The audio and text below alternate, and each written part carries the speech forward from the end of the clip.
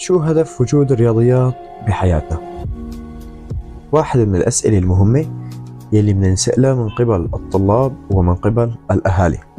شو هدف وجود الرياضيات؟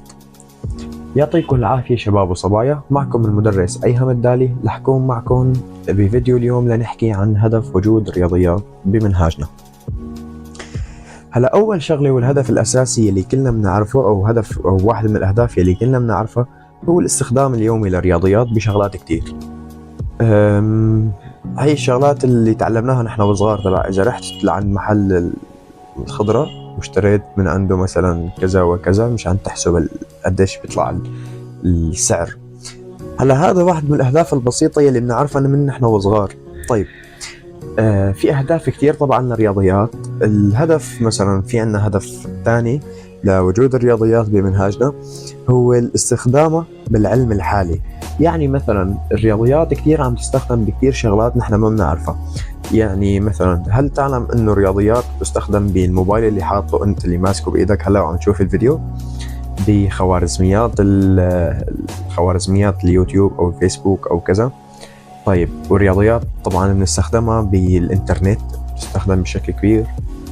بتستخدم طبعا حركات كواكب، حركات كذا. هاي الشغلات كلها من استخدامات الرياضيات.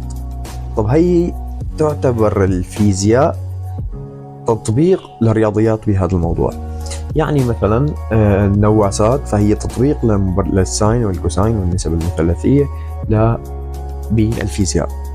طيب طبعا هي الشغلات اللي بنستخدمها حاليا. في شغلات نحن ممكن نستخدمها بعدين وما اكتشفناها لحد اليوم. يعني الرياضيات بشكل عام هي تعميم للفيزياء مثل ما حكينا. مثلا مركز الأبعاد المتناسبة هو تعميم لشيء اسمه مركز الثقل بالفيزياء. طيب بس انه كيف مركز الثقل؟ طبعا بيكون الأثقال كلها موجبة، لأنه بالفيزياء أكيد رح تكون الأثقال كلها موجبة. ولكن عندنا هون بمركز الأبعاد المتناسبة لأنه تعميم فممكن يكون في أثقال سالبة. طب أستاذ كيف بدها تكون الثقل سالب؟ هلا أنا ما رح لك كيف ممكن يكون الثقل سالب، لأنه إذا بدنا نتخيلها فيزيائيا فهي شيء مستحيل. على كوكب الأرض ما عندنا شيء اسمه ثقل سالب، بس ولكن مع الأيام على كواكب أخرى ممكن نكتشف يكون ثقل سالب. يعني بمعنى آخر الثقل سالب بمعنى أنه بدل ما تكون القوة هي جذب ممكن تكون قوة دفع. فلذلك هي شغلة من الاستفادة من الرياضيات، انه هي تعميم للفيزياء. يعني اذا بكره اكتشفنا شغلة بالفيزياء فرح نجي على الرياضيات نلاقي ممكن في إلى قانون جاهز.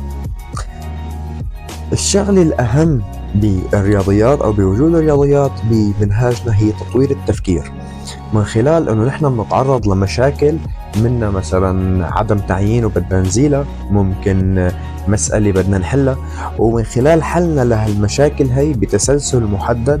تمام، فنحن عم نتطور تفكيرنا شوي شوي، يبنى عنا تفكير منطقي أكتر. هذا الشيء هذا الهدف الأسمى من وجوده طبعا، لأنه بس انبنى عنا تفكير منطقي بشكل عام أو بتسلسل محدد فصار علينا سهل إنه نتعلم شيء جديد. تمام، لأنه في كتير شغلات ترتبط بالتفكير المنطقي رح تمر معنا بعدين بالاختصاصات الجامعية بغض النظر عن الاختصاص اللي ممكن تكون فيه. طبعا الرياضيات مو هدفها نعرف الجواب بصراحة. واحد يعني آخر هدف ممكن هو تعرف الجواب، والطلاب اللي عندي بينتبهوا عن الموضوع هذا. فأنا ما بيهمني الجواب، أنا بيهمني كيف طريقة تفكيرك لحتى وصلت للجواب. كتير ناس ممكن تحط الجواب وتزبط مع ضربة الهبل دبل. هي ضربة الهبل دبل هذا مصطلح بيستخدمه للطالب اللي بيشلف شلف وبتزبط معه. كتير طلاب ممكن تحط الجواب هيك شلف وتزبط معه، ولكن أنا ما بيهمني الجواب، أنا بيهمني كيف فكرت لحتى طالعت الجواب. طبعا أكيد الجواب مهم مشان العلامة، ولكن الأهم انك تعرف كيف فكرت لحتى طالعت هالجواب. يعني اذا عرفت التفكير او طريقة التفكير فانت قادر تطالع الجواب على اي ارقام تانية بمسألة مشابهة او بمسائل اخرى. هيك وصلنا لنهاية فيديو اليوم. بتمنى لكم التوفيق جميعا. لا تنسوا الاشتراك بالقناة وتفعيل زر الجرس. كنت معكم اخوكم المدرس ايهم الدالي. موفقين جميعا.